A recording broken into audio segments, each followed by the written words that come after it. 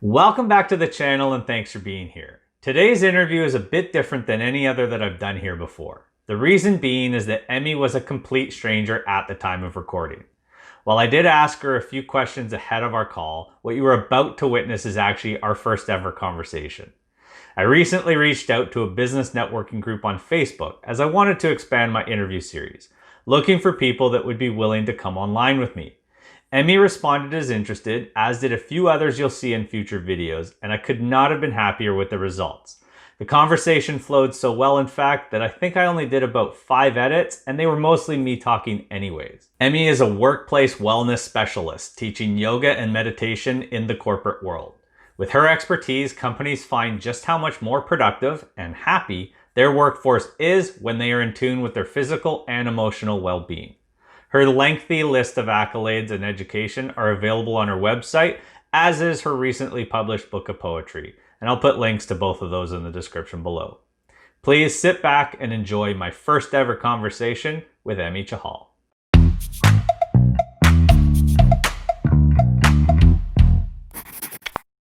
Just jumping right in here for a second. Obviously, like I did a little bit of research just on your website and the standard Google of you, and you have a pretty extensive list of qualifications: yoga, women's studies, youth empowerment, which stood out for me, and we'll get to as much as we can. But just to start, so you describe yourself as a workplace wellness specialist, and specifically you mentioned tech companies. So I'm curious, can you describe what that is and why specifically tech companies? Yeah, that's a great question. So workplace wellness, for me, encapsulates my skills as a yoga teacher and a meditation instructor. And then occasionally, what I'm getting into now is bringing in experts of different wellness fields, so like nutrition and fitness experts. And most of my work has been mainly teaching yoga in the workplace. So yoga seems to be quite accepted as like a wellness practice at work, which is really great, particularly in the tech industry. So people that work at software companies, for some reason, they're really open to providing extra benefits for their employees, such as like a lunch hour yoga class or a meditation program. And I think honestly, I gravitated towards that field as well because my family works in that field. My parents have a software company. So it was Okay. always like my guinea pig was to try it out on Okay. my parents' company. I was very lucky to have that kind of like open door. And I just find people in tech are also quite open minded. Like when you think about the Google campus or the YouTube campus, they are willing to try all different kinds of things. So, yeah, does that answer your question? Yeah, for sure. How did you get? I guess how'd you get started in the field? I mean, you mentioned that your parents' software company was your guinea pig, but obviously you had to have some training and some forethought in terms of this is what I want to do. Now I got to go to a test ground. But how ultimately did you get into the field of sort of health and wellness and then passing that information on to other people? Yeah, that's a long story, but I'll try to Okay. make it brief. So, I was very lucky to grow up in a family that supported yoga. So, from the age of 11, I attended a class in a temple. Actually, it was open to all denominations of people, all backgrounds. But I started going to a yoga class when I was 11, and my grandmother was an amazing health conscious healer type woman. So she raised me with like essential oils and nutrition, so I was always surrounded by a supportive environment. And then I started going to this yoga class when I was 11, and I continued for 10 years. So, twice a week, actually more like 3 times a week, my mom, my grandmother, and I would practice yoga together. And for me, it was just part of my life. It wasn't like a special, fitness class where you wear Lululemons. It was like, this is my ancestry. It was in a temple. It was a very spiritual thing. And more than anything, it was a place to land. Like when I was stressed out and having drama, as a teenager, yoga was a place where I could land and I could heal. So after about like 10 or 12 years of practicing regularly, I was the youngest person in that class too. Like, I don't know how I was allowed in that class, but there was like 60 people in every class from all backgrounds, mostly older women, to be honest. Um, and then I decided to do my training at the Vancouver School of Bodywork and Massage. They had a 200-hour foundational yoga training with an amazing teacher called Daniel Clement. And I did that in 2012. And I also found myself being like one of the younger ones in that training too. But I was surprised that, everyone in that training had been exposed to like more fitness oriented yoga. So they could do a handstand, they could do all the fancy acrobatic stuff. And I was like not particularly flexible, but I had done a lot of meditation and a lot of Okay. mantra and a lot of spiritual exploring. So I did my training, my base training then in 2012. And then I kind of added what I felt were aligned, specialties. So I studied trauma sensitive yoga, and that's been kind of my biggest focus is like understanding how trauma and kind of like mental health are related to yoga. And I also had the chance to study that at university. So I did a independent, like original research project with a professor on yoga in the university classroom and anxiety and how that all plays together. Mhm. And yeah, and then I just did more and more trainings. Like, it's an ongoing path. There's always learning that I'm doing. So yeah, right now I'm focused on prenatal, postnatal, corporate, and also cultural sensitivity training. Right. Okay. So from what I understand, and we're going to test some of my assumptions in this conversation as well. But from what I hear from you and from what I understand, it's not a one-time cure-all, right? It's like, oh, I'm feeling stressed. I'm going to go to a yoga class for an hour, de-stress, and I'm good. It's more like a fitness regimen or brushing your teeth. It takes consistency, right, to really have effect. Is that accurate? Definitely. I think with yoga, most people start it as a fitness regime. They're like, oh, it'll make me more flexible or it'll help my stress. But you're right, it is that consistent practice that really creates the benefits in your mind and your body. And I think, yoga is a really fascinating subject because it's so broad. And when you look at like where it came from India, as a very spiritual, meditative, connect with your divine source type of practice. But it evolved a lot and it was influenced by like Danish gymnastics. It was influenced by obviously the West and people taking yoga and adapting it to different populations. So, yeah, you know, you're right. You do need to do it regularly to see the real benefits of it. But I think most people who stay with yoga, they do it because they want to do it. It elicits a feeling of well being. So that's a good motivation. Right. Right. Well, yeah. I mean, I think the biggest struggle I have going to the gym is just going, right? I mean, Yeah. once you get there, once you do the workout or the exercise, you leave feeling good. I can't imagine anyone getting to a yoga class, going through that process, and coming out the other side and saying, that totally wasn't worth it. Have you ever had anybody have that experience Has anybody had that experience? that you are aware of? I think some people find maybe like their first class a little bit weird, like Yeah. depending on the type of yoga you're doing and the teacher. Like I said, it's a spiritual practice as well as a physical practice. So um, that's what it is at its roots, even though a lot of it has changed. Right. Some people find it really slow and they're like bored, or their mind is just going and they have some anxiety that comes up. But I think if you don't have a positive experience the first time, you should just go find another teacher. Like go find Right. another type of yoga or another place to practice because I think there's at this point like a type of yoga for everyone. Or there should be. Yeah, there should be. Yeah. Right. And it isn't for everyone. I think I'm really realistic about that. Like some people would rather go for a run or swim and that puts them into that flow state. But the tenets of yoga, like the meditation, like the breathing, those are invaluable tools for life. If you know how to breathe, you know how to live. Right. Right.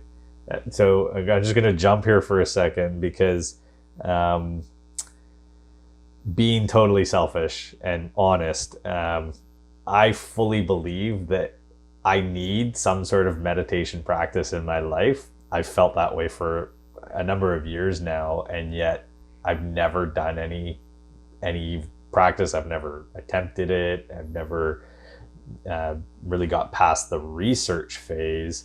For someone like me, what would you recommend as a starting point? I love talking about how to start meditating because it was something very personal for me. I practiced yoga now for, over 17 years, but I've only been meditating for, I'd say, the past 3 to 4 years Okay. regularly, like on a daily basis, mostly. So the first thing I would say is like make it fun. You need to Okay. make it fun and start really small. Like start with just aiming to do 5 deep breaths every time you get in your car or every time you come home or every time you turn on the light switch, put a little post-it note that says breathe, and then just take a short pause and focus on your breathing for just 5 inhales and 5 exhales.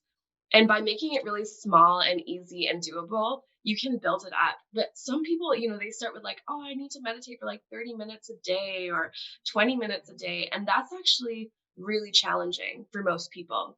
So I would say if you can start simple and start doing it in a way that it is enjoyable for you, it's like a self care practice. For me, what really helped was listening to sound. So when you're meditating, I don't recommend like listening to like lyrical, lyrics and Right. like intense like rap music or something. But if you find something that is like instrumental and preferably like repetitive, like I listen to Tibetan bowls, on Okay. YouTube. There's like tons of free Tibetan bowl music. And you just kind of focus on the sound for like say 5 minutes. That would Okay. be the second stage, I would say. Or if you don't like sound, you could just listen to a guided meditation on YouTube. Like there's so many great ones. The Mindful Movement is a great channel. Um, like Eckhart Tolle has like lots of free meditations.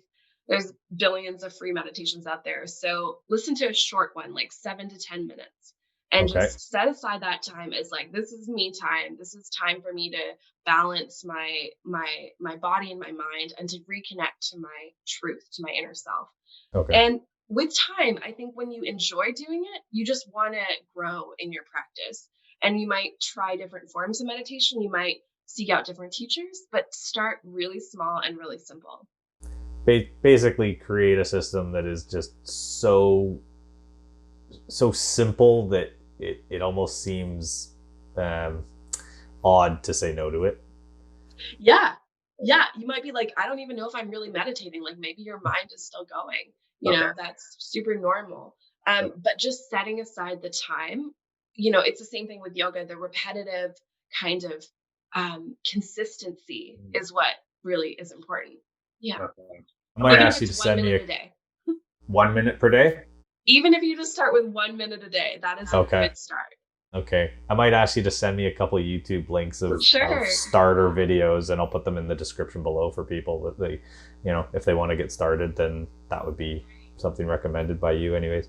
So going back, I mean, you mentioned tech companies as being open and they are a little bit more forward thinking in terms of um, workplace and the mental state of their employees and how that translates into productivity, because that's really what is at the core of any business is productivity. And if their employees are happy, healthy, more often than not they're more productive. So do you happen to know of and could you maybe cite some examples of what metrics the companies you work for are actually being measured and improving based on the work you're doing with their employees? Right. So kind of like what are the benefits of bringing them in Yeah. on this program? Yeah. Well, on my website, I have a whole bunch of studies that talk about how every dollar you spend on wellness, you save $6. And Okay. ultimately, for me, it's common sense. It's like if you take care, like you said, if you take care of the health and wellness of your employees, they're going to be sick less often. You're going to have better retention. You're going to have less money spent on health insurance or like on additional healthcare costs. But, I think it's really interesting that we we assume that the only reason a company would pay for yoga is for productivity, when really what I've seen is that companies are paying for this because they care about their employees. Like they care that the people that they are working with and the community that they're working with. And I work with mid-sized companies, like not massive companies, and small companies. So it's really coming from a place of like heart. It's coming from a place of this is going to support you in your life, and therefore it's going to support you in your work, and it's going to give back to us maybe through profit, but really it's about we care about you as a human being who needs health and wellness. Like that has become so clear to me with COVID, is that we can't ignore, like we can't pretend employees are machines. With COVID everything changed so fast, and thankfully I was still able to do my work. And now I'm seeing more and more companies wanting lunch and learns, wanting online wellness programming, because there's a huge need for it. There's isolation, there's depression, there's uncertainty. And where do you look when things are uncertain? You want to create um, healthy foundations. So I think in terms of productivity, there's like all those, Harvard research studies on my website that talk about the actual benefits. But for me, it's really about just caring about employees as human beings. Okay. Well, fair enough. And I don't mean to, just make a vast assumption there, that all companies only care about profit and productivity. Because you're right. I mean, there are companies that do believe in giving back and the wellness of their employees. And, Yeah. I mean, it could also just be, one more thing that attracts good employees is, hey, this is what we do for employees to care for you and show you that we don't just think of you as a number or a robot, and that we actually do care about you outside of this workplace, right? Yes, exactly. Yeah. Yeah, exactly. And I think it is a real appeal factor for hiring new people. Like that seems to be in tech something that they really appreciate, is that having these extra programs or like perks, like you might call it a perk, and which again is unfortunate because to me it's the pillar. It's like if we have our wellness, we have the ability to make a positive difference in the world. We can do our work with like deeper meaning, and we're more effective, but yeah, I'd say the old school way of looking at it is like this is an extra additional cool thing that Right. makes your workplace more appealing. Right. Almost like a snack bar that's covered. Yeah, exactly. Yeah. Yeah, This is sort of the and opposite of the snack bar, right? Yeah. yeah, or like a foosball table, Yeah. Fair enough. This is a little quieter. Doesn't affect the other employees. Okay. So, I said we would challenge some of my assumptions here for a second. So, I'm curious how you find, um, you and your work is received, if it's received differently by men and women. I assume that men would receive it differently than women, and I'm happy to be corrected in that regard. That's a good question. I think for a long time, yoga spaces were not really welcoming to men. They were, I don't know if you would agree with that, but they were a very strongly female dominated space where, 90% of the class would be female.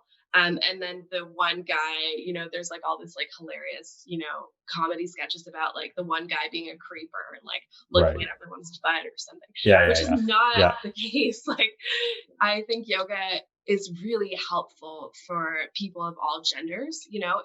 It's not like created, if anything, it was originally created by men for a male body, but it has become so dominated by women in the West that it's the image of yoga that is out there, like the dominant image of like the stereotypical really thin, really like I don't know, like slender, active, fit, like woman, young, usually attractive. Like that's not my version of yoga.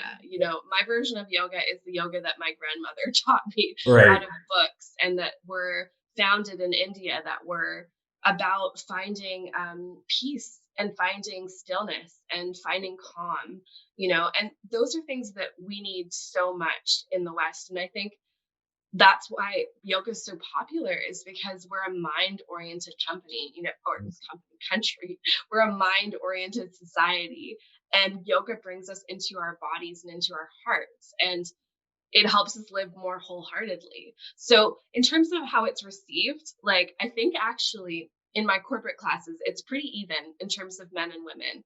The Okay. men in tech, they tend to be like really into fitness, and they are super open to the classes that I teach. I've also taught for other industries too. And, I've had engineers and like building engineers and guys that work these really gruff jobs really benefit from yoga. Climbers really benefit from yoga. Basically, anyone who's using their body is going to benefit from yoga. Right. Or They may not, mind, it either may not be, one. Yeah. their chosen Right. practice, but, I don't think it's received that differently now. No. Okay. A few years ago it was, yeah. Okay. It's interesting because, yeah, I think your description of the assumed image of a yoga or yogi, is that what you call a person that attends yoga? Um, is that fit, slender, generally attractive female, right? And there are definitely a lot of men practicing yoga now. I'm not one of them. And that's just, I don't know. It's going to your point. I would rather go for a run or a walk the dog. I don't lift a lot of weight. I'm more into cardio and activities than I am bulky. Like I'm not a super muscular guy. But what would you say to both men and women who feel like this is not something that they can do? They don't feel confident or comfortable walking into one of those yoga classes because they feel like they don't fit that image or that mold of yoga, right? Yeah, a couple things come to mind. The first thing is that image is not accurate. Like, most people that go into a yoga class are normal people. They're normal people with all different kinds of bodies. People that have never exercised before will go to a yoga class. Like, people that are got a six pack are going to go to a yoga class. I used to teach at UBC when I first had my foundational training. I was teaching for campus rec and for different places in the university, and I taught for the basketball team. So I think stretching and relaxation and stress relief are, you know, really good reasons to start a yoga practice. But oh my gosh, I just totally blanked out what your original question was. Could you remind Oh, me? what would you tell people who feel don't feel comfortable enough going to a class because they don't feel like they fit that image, right? Yeah. So the second thing I would say is, first of all, the image is not accurate, and that if you look at the roots of yoga, it's totally not accurate, considering that it came from North India, from these like spiritual mystics. So they weren't concerned with the body at all. They were just concerned with meditating. The second thing I would say is that just start a home practice. So there's some really great free yoga on YouTube. Again, Yoga with Adriene, for example, she's got like 6 million followers, or I think massive she's actually up popular. to 8 now. Have you seen her? I have, and I think she's at 8 million followers now through COVID. Like people being at home, like she's just shot right up. That stereotype, but she teaches in a way that's quite accessible, Okay. and I think she has some really good content. So I would start with a like 20-minute beginner yoga with Adriene, or with another good teacher on YouTube, and just see how you feel after. See how Okay. you feel after compared to how you feel before, and then assess for yourself whether that's something you want to continue doing. You know, some of the best ways to engage with yoga is just doing it at home. Doing it at home in your privacy of your own home, with a yoga mat, with a video or a book, and to find out for yourself whether it's worth the benefits, because Right. almost everyone I talk to after a class is going to feel like their mind has slowed down, and that's an invaluable gift. Yeah. Yeah. Okay. Well, maybe that's something I need to look into more for myself. Um, just can we switch gears for a second? Because reading on your website, I'm interested. Can you describe your work with Safe Teen and what exactly is a youth empowerment facilitator? Yeah, that was a really wonderful organization to be part of. So I'm actually no longer a facilitator, but I was Okay. facilitating for 3 years Okay. with Safe Teen, and it was an amazing experience.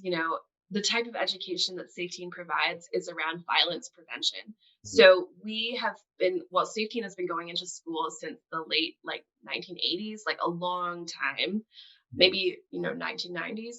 And traditionally, they had set up as a gender segregated program in high schools. So they would take the girls into one classroom, the boys into another, and they would bring in these young people who would facilitate the workshop. It was started by a woman named Anita Roberts, and she was really passionate about. Initially, it was about preventing sexual assault for women. So she taught like self defense classes, and she was really a passionate second wave feminist, basically.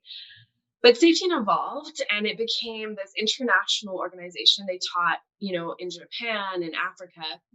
And the girls program, which is what I taught most of the time, was around assertiveness. So it was around communication. It was around feeling empowered in your own voice, speaking your truth. It was about body image. We talked about consent. We talked about healthy relationships. And most of the young women I worked with were like, grade 9, grade 10, so 14 or 15. And the boys program is really awesome. It's led, again, the facilitators are usually men leading the boys program, and they talk about masculinity and about what does healthy masculinity look like? What does it mean to be solid? How do you diffuse and de escalate conflict? And that's what the girls program talks a lot about too, in terms of de escalating conflict. And embedded in that is an emotional awareness. How do we deal with our emotions like anger and sadness and our inner child? It was a very vast program. We covered a lot in 3 hours. And some schools had, the level 1 program in grade 9, the level 2 program in grade 11. They also have like a Pro D program for teachers and parents. But I would say, that kind of work is so needed. It's like practical life skills. We would do role plays about what do you do if, you get in an argument with, I don't know, with a friend about an image that was shared on Instagram that made you feel really embarrassed. How do you deal with that? And I think as adults, it's kind of assumed that you learn that somewhere along the Yeah. line, but it's not explicitly taught. So, It, yeah. it's interesting you mentioned Instagram because I I actually uh, I'm 99% sure now after you described the program that I did have the program in school. Oh, really?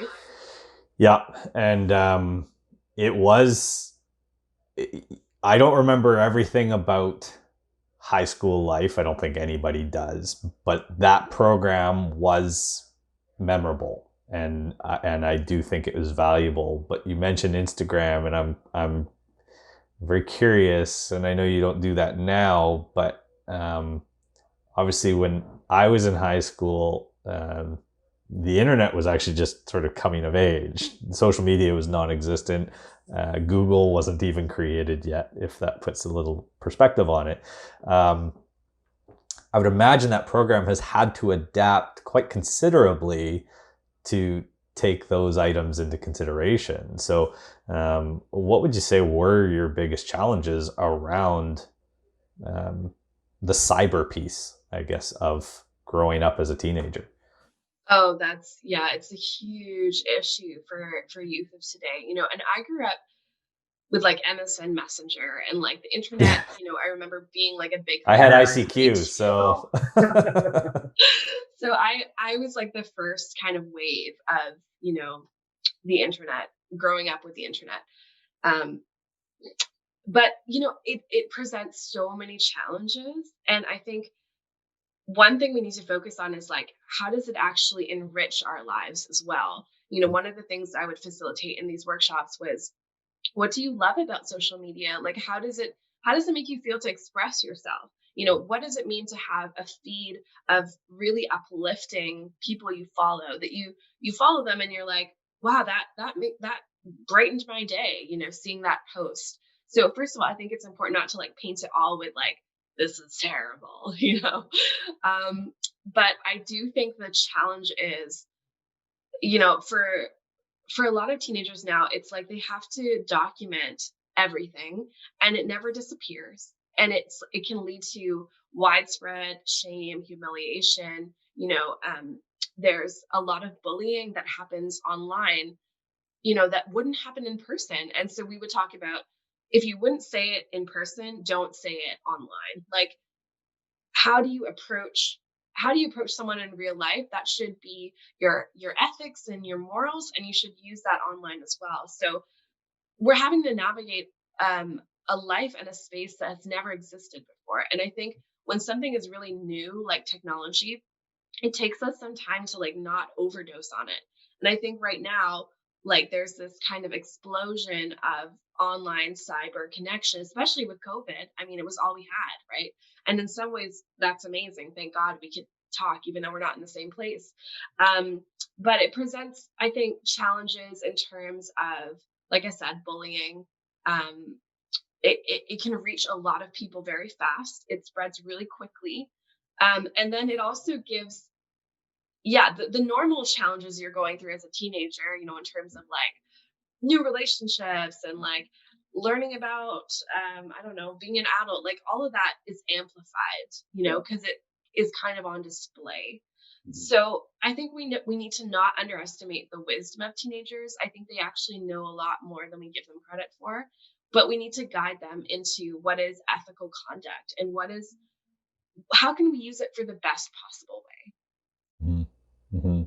That's a really good point, and I think that curiosity is rooted in the fact I've got two young boys, and well, they're growing very quickly, and so it's yeah, like the amount of technology they have is far greater than what I had at their age, obviously. But we put their devices on lockdown so that we know exactly what they're doing. They're limited on screen time, and but it's this fine balance. My wife and I feel as parents of, you know, we're doing the right thing for their mental health in terms of they growing up, I guess, slowly or organically, but then also wanting them to still fit in with their peers. And if their peers have unlimited access and they're the odd, black sheep in the group, then, what does that do for them, right? And it's one of those conundrums that we don't, as parents, we don't have the answer to it. As society, I like your point. I think it's probably too new to really know what the long-term effect of that is.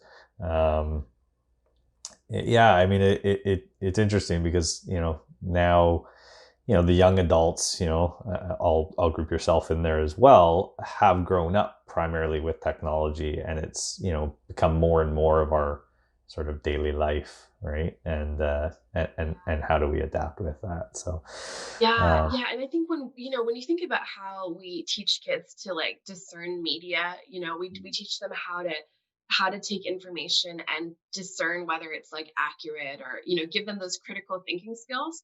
I think it's the same for technology. Like we need to empower them with the skills to know how much is too much, or like what kind of uses of technology are actually detrimental, addiction to video games or pornography. Like those issues are things they're going to have to navigate no matter what. We can't protect them from that, but we can teach them how to use it in moderation, or how to know what is okay and what is not okay, you know? Um, yeah, so it's a huge question. And I think the screen time thing is big too. Like going back to wellness, we are having like a nature deficit for our children. Like they're not playing outside, and that's a big concern for me. yeah, yeah. Well, I think it's a concern for everybody. So, um, On that note, I'm just looking at the clock. I want to be respectful of your time because I do appreciate you being here. Just want to ask a few rapid fire questions, and then I'll let you get on with your day if that's Sounds all right great. with you. What was your worst job ever? Oh, at like a newspaper route, like delivering newspapers. Okay. Do you remember the paper? Was it a It local was the paper? Was it the Burnaby Sun, the Now, province? actually. It's what? Sorry. The Burnaby Now, it was like a community Okay. newspaper. Yeah. Yeah. Yeah. Okay. So every young person, at least my generation, every young person, that was a lot of them was that was their first job. Was that your first job, or was It it? was my first job. And Yeah. it was the worst one, out in the rain, and Oh, it was raining. It was like 1 cent a newspaper. It was so, yeah, but you had money, right? And you worked it hard. was money. Yeah. Yeah, fair enough. What podcast or book do you recommend the most? Oh, I'm loving Brene Brown's Unlocking Us podcast. That's Okay. a really interesting one. Esther Perel also has a really cool podcast on couples in therapy. Like it's basically the therapy session just recorded in a podcast, which is fascinating. Um, Okay, that does sound interesting. I'm adding that today. oh, really? Oh yeah, I'll totally listen to that.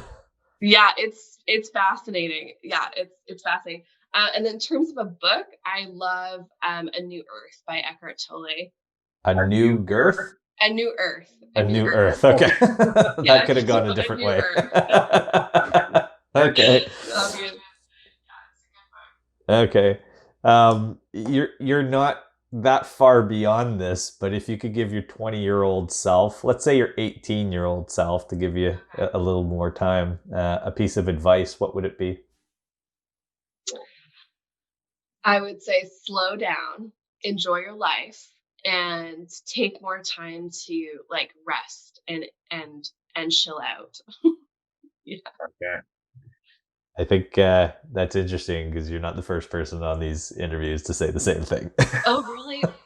So I think it's indicative that a lot of people think that they just have to be going all the time, right? And they don't just take a breath. No pun intended. Um, what is your go-to feel-good food? Feel good food. Yeah, you're having a crappy day and you're just like, I need a pick me up. What are you eating? What are you making? What are you ordering? Hey, well, I mean, like maybe this is like too cliche, but I love cold pressed juice, like a green juice and a yoga mat. I'm like the walking Vancouver yoga cliche, but yeah, juice is great. Yeah. Okay. Any specific recipe or flavor that you would say like that's you're grabbing that all the time? Yeah, well, I have like a juicer, so like I would say some greens, some apples, some ginger, some celery, um, yeah, some lime. Yeah, just like your average green juice. The way you first said I have a juicer, my mind's interpret that like you have a dealer. Like I have this guy that supplies me I juice. have Like a I got this juicer. juicer, and I'm like, It was a bad that's not one. what you meant at No, all. it's That like an you, actual yeah, juice I know, machine. but that's where my mind went. That's great. Yeah. So where can people find you? Where can they get a hold of you in terms of booking you for their company, booking you for private sessions? If you do that, yeah. A website would be the best place, and that's just Emmy, EMMY, and my last name Chahal, CHAHAL.com. And I do have some like guided meditations on the website, and I'm trying to do some more videos, but it's really not my forte. But I have a blog. I'm also publishing a book very soon, a poetry book that's about wellness, so it's like an interactive experience. Okay. Yeah, that's probably the best place to reach me. How soon are you publishing that book? I'm aiming for publishing before the end of November. Okay, so by the time this interview comes out, the book should be published. Oh, So I'll great. put a link to Yeah. the description Well, there below. you go. There'll be a link on the website for that. Yeah. Okay. Perfect. Okay, well, I think that's a good place to wrap up because that's fairly concise here. So Thank you so much, Derek. Absolutely. It was a pleasure meeting you, Emmy. And thanks for agreeing to participate in sort of this little side experiment of mine. And Yeah, my pleasure. This has been hopefully you had a great. good time. Yeah, I think what you're doing is really great. And Thank you. yeah, I think I'm gonna take your advice. I'm gonna work on a minute per day because Yeah, do a minute a I day. think I could benefit from it. And Yeah, hearing you it does say, help so much. And just even yeah, setting a timer on your phone, closing yeah, your eyes, even if like everything's chaotic around you, just being able to take that time, it's yeah, so valuable. yeah. Yeah. Yeah. No, I appreciate that. All right, Okay. Emmy. Thank you Thanks so so much. much. Great chatting See with you you. We'll talk later. soon. All right. Bye. Bye.